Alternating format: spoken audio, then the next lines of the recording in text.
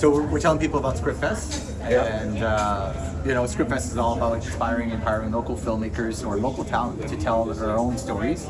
And what we do is we get people's ideas and we turn them into films, short films precisely. And it's also to practice our craft of storytelling, such as directing, producing, cinematography, editing, screenwriting, and production design. All these 6 people are the lead creatives on films, and we want to make sure that we grow these people here in Northern Ontario. For the past 15 years, it's been great. We've had these films come to town, but very rarely to never are we the company in the creative position. So they're kind of scamming us and saying that, oh, we spent $50 million here, but then it gets funneled down south. And what we need to do is create our own sustainable film industry. And it comes by, growing talent up here. And then it comes down to, okay, well, ideas are the most important things, right? At the end of the day, Hollywood's running out of stories because they're only making sequels. And what we need to do is come up with original ideas. It becomes the community and how we live is what we want to preserve, right? Our culture, all that stuff. Yeah. And I imagine you have a great story. Where are you from? Well, I'm just visiting from England. You're visiting from where? England. No way! Oh my God! There you go.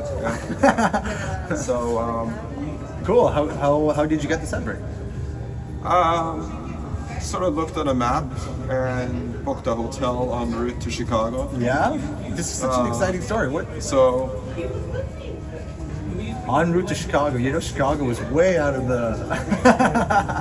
Yeah, I wanted to stop into the Algonquin Park. Well, beautiful. Yeah, that's a good one. So we went there. Yeah, amazing. My daughter goes to Syracuse. Okay. University. Yeah. Upstate New York. Cool. So sort of, if you look at the map, you're sort of doing a loop and then driving. Oh, that's so fun that you stopped by Sudbury. That's cool. There's a Sudbury in England as well. Yes. Yeah. I mean, we recognize a lot of the names. Okay, so, yeah. Yeah, so I was reminded one time, traveling around, it's like why you do things. I was thinking like, well, there isn't really a why, it just sort of happens. So, I know there aren't any local jellyfish, but I'm from Norway, and sometimes you get like bad tides and weather, and the jellyfish all wash up on the shore. Yeah. And you think like, why did they do that? Why do they wash up on shore? Yeah, of course they didn't want to, so that's where they ended up. Yeah, right. So you're just like a jellyfish on the shore right now. Right. Well, not on the shore. I'm not drying out and dying. So that's it. Unless they forget my water. Yeah, maybe. Let's not dry out. Let's make sure you get water. Yeah. No. So I just sort of feel like lots of places to go. As long as you keep visiting new places, seeing new things, then everything is worth it. What do you think is the purpose of life? Unfortunately, there isn't really one, so that's sort of sad, but that's the way it is. What keeps you going then every day? If it's so meaningless, what keeps you going? I think the difference between purpose and meaning is quite large. So you have a purpose then? Yeah, I think there's sort of a meaning to it, in as much as you obviously have your fellow human beings that you can interact with. You can make their lives better or worse, depending on how you feel that day. Yeah. And of course there's family and all these sorts of places you're connected to. So you get a chance to make a difference one way or another. Yeah, that's kind of what we're doing with SCRIPTFEST is really to empower and inspire people to just tell their stories, right? And within that meaningless of it all, there's meaning, because now you're making art and you're making a film that is suddenly, even though it's making a film is not real, it's actually the most real thing that you're going to do, because you have to care about it and put meaning into it. And we've been doing this for 2 seasons so far, and we're going to season 3 where we get people to pitch their stories and all that stuff. And you should see how people transform into when they start to care about things. Yeah. And the purpose is to make a film, and that totally transformed their outlook on life. And that's one of the biggest reasons that we saw this. Like, oh, we got to keep going. We got this community that wants to. And people work out of passion. It's not even for paid bucks or anything like that. It's just out of passion and heart, because most of the other jobs are really not that satisfying creatively. What do you think? What do you do for creativity? How do you stay creative? Yeah, I know. So I think people do different things, obviously. But What about you? How do you stay creative? Sounds like traveling is it a creative adventure? yeah, I suppose you select what you're looking at, the time that you spend on it. There's definitely, a pleasure in grabbing a picture or video of something and having a look at it later and seeing what you captured. I don't know, these days, I think just living life becomes a creative process. Sure, You have various health issues, and so, your life sort of looks one way one day and another way another day. And you just get to experience it differently depending on almost which side of the bed you got up. Yeah. Out of, So that's creativity. Yeah. Yeah. But I think thinking about what you're doing, it'd be interesting to sort of see what somebody who's had several generations in a family in Sudbury, what they're looking at. Yeah. That would be intriguing. Yeah, it sure is. Yeah, that's why it's so exciting when we do these pitch sessions, that we have variety of different perspectives but it's all about living here, their own lifestyle and their own personal experience, and then they put that into a film, and a lot of it is just their own tragedy or their own stuff that they went through. And it's like a self-expression, and there's no judgment, right? It's a film. It's like, it's not you, it's just a film, but also there's always a part of you in it, right? And the importance of staying creative is that when you're creative, and this is where I'm kind of asking you, it's just like, how do you stay present? How do you stay in the flow, right? There's a flow to, when you're creative, you're no longer in the future or in the past, you're in the present. And now, everything happens now. Yeah. Right? There's no such thing as the future or worrying about the future, because everything happens now. What do you think of that? How do you stay in the now? Yeah, that's a tricky one. What makes it tricky?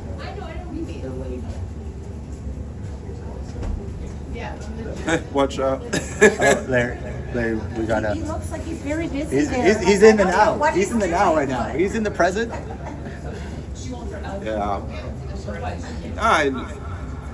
It's the old thing you tell kids about delayed gratification. Yeah. Get something bigger, better later. Yeah. Rather than grabbing whatever seems best right now. What are you delaying now? Well, so everything is a bit like that, right? We didn't go to the brew pub and start drinking beer, in part because I'm driving a car and whatnot, so there's a big trade-off.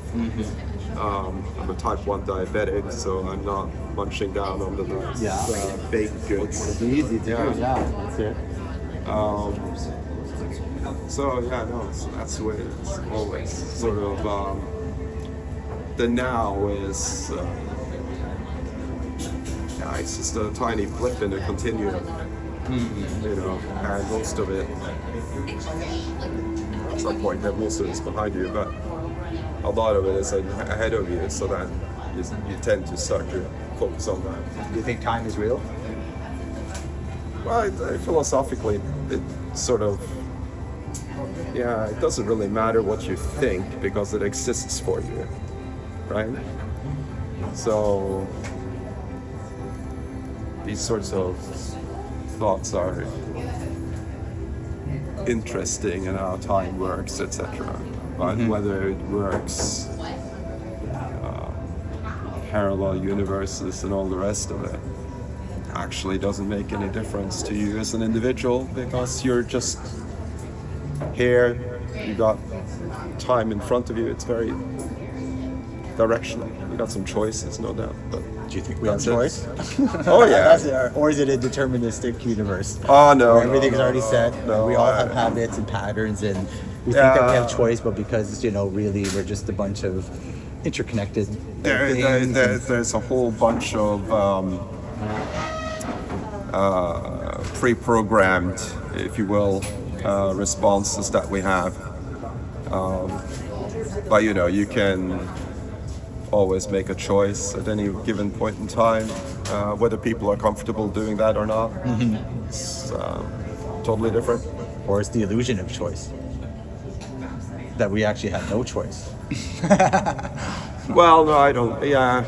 Well, you're never going to disprove it. And that's So that's, philosophically, that's sort of a given. But that doesn't actually matter either. In the end, it doesn't matter. No, Right? because you still feel that you have it. Now you got more people behind you. Oh, they also want to come do an interview. You want to come do an interview with us? What I would love to do, but we have to see where party right now. Like They're making choices. They make it see they had no choice. They had no choice. What's the interview on? What's that? I want to hear about your story. Like, Yeah, I want to hear about your story. okay, What's your story? I don't know. Okay. Come on down. Nathan's being an interview. Jens. Jens. Beautiful. Thank you for sharing. Good. That was really deep, man. That was really cool. No, it could be totally off a cliff, right? Oh, I want to go jump. That's what stories are about. That's what makes them interesting. Yeah. The contrast. Come on down. Sweet. You want to sit here? Hopefully I can Yeah, be interesting for like 2 it. minutes. So, thanks for doing this. What's your name? Newton. Newton. That's a badass name. So, just tell you a little bit of SCRIPTFEST here. Are you from Sudbury?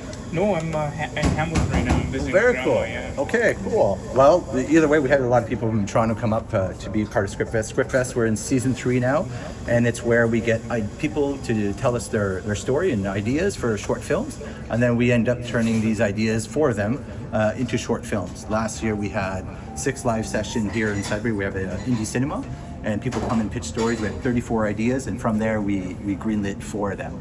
So we finished them season 2, and now in November we're starting back our season, and now we're just kind of letting people know what's going on, but also we're just really curious about hearing people's story, right? It's like at the end of the day, we all have personal experiences and life experience, and that's what makes a great story, right? It's when you can put yourself into it, and cinema is all about feeling what that person felt on screen, and we can now change our perspective from you because there's no judgment, right? There's only like, oh, I see how this person got into this situation, Yeah. And all that to say is that we're just curious to hear people's story and how'd you get here, and what influences you, what keeps you creative.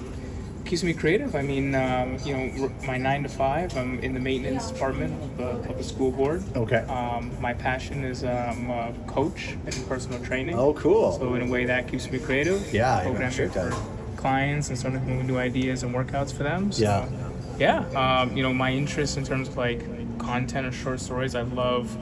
It's funny that you say that, like people's stories about how they get into their fitness journey and like. I kind of love carry human something. triumph stories. Yeah, I love that It is stuff. the best. So it's Yeah. like, in my opinion, it's the most relatable, especially kind of that underdog, tone, and seeing how people can overcome challenges and what Yeah. gets them to where where they want to be, where they're going, and that's my favorite kind of content. So any kind of like short stories in that direction, like real life human stories, is something I'd love to see. Oh, cool. Yeah. And also, it's always reminded that we're all cut from the same cloth. Yeah. Right? You Yeah. see somebody that has did this amazing thing, you're like, holy shit. But also, that's all within us, right? We have that strength, that inner strength within us. We just got to tap into it, and our mind is the biggest thing. Yeah, just same cloth, and everyone's got different circumstances, but hard work works, and you can kind of pick it up and keep going from there. So, Yeah. What would be one story that you think would make a good human triumph story? ooh, honestly, I would say one story off the top of my head: somebody that's training or preparing themselves for a challenge, whether that's like a marathon or particular lift, Yeah. and then kind of following through their journey and seeing any kind of shortcomings on the way and how they overcome them, and accomplish that goal. So Yeah. that'd be a really cool human triumph story. And have you worked with people that have gone through those? I have a few clients that have done marathons, ultra marathons, Spartan races. How do you train for a marathon when you haven't done these? Because I would a lot love of- the idea of it. I love. I can't get the discipline of training for it. You know what? It's a discipline. It's miles in and out. It's, Yeah.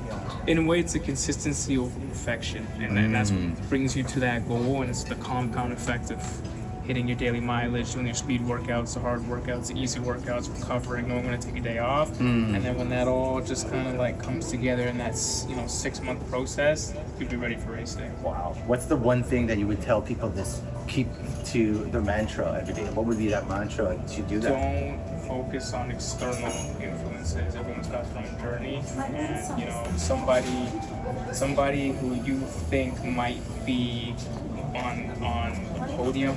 You don't know what steps it took them to get there, so you're on your own individual journey, and eventually you will get to the podium. Just keep putting in that work.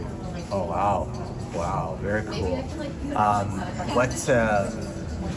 When you're in the creative flow, what's that like for you? Like, what are you doing to get in that creative zone where you're present every day? I like to visualize, one of my creative, like I was saying, is programming. So I like to put myself in my client's head and kind of just figure out, what would work in the gym, for example. And I kind of like physically, like mentally place myself there. Yeah. So I kind of like go through the motions. I kind of like act it out physically, and Cool. that's how I kind of develop the juices. And then from there it becomes like a flow, and I start writing it down. Yeah. Oh, this works, this doesn't work. Take that out, add that in. And That's so similar to filmmaking. Because Yeah. the first thing you have to do is be able to pre-visualize that scene in your head or whatever, that seed of the idea. Yeah. And that's what people write or whatever. It's that pre-visualization of it, exercise. That's really cool. It's that you we have to tap go. into that. Oh my God. Okay.